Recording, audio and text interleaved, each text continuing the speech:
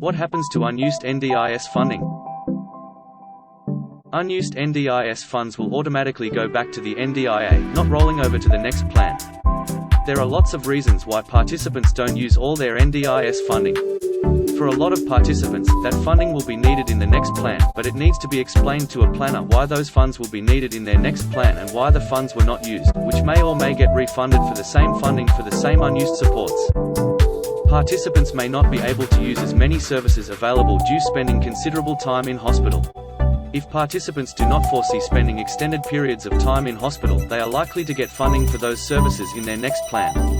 There are participants that have a change in circumstance and no longer need certain supports and therefore do not need funding for them, such as no longer needing assistance with transport, specialized driver training or specialized supported employment, etc.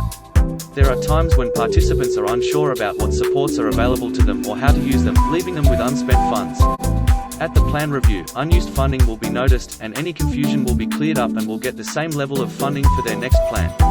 Family issues can affect the way participants use their funding, such as attending a family member's funeral in another country. Participants will be able to explain this at the plan review meeting and get the same level of funding for their next plan.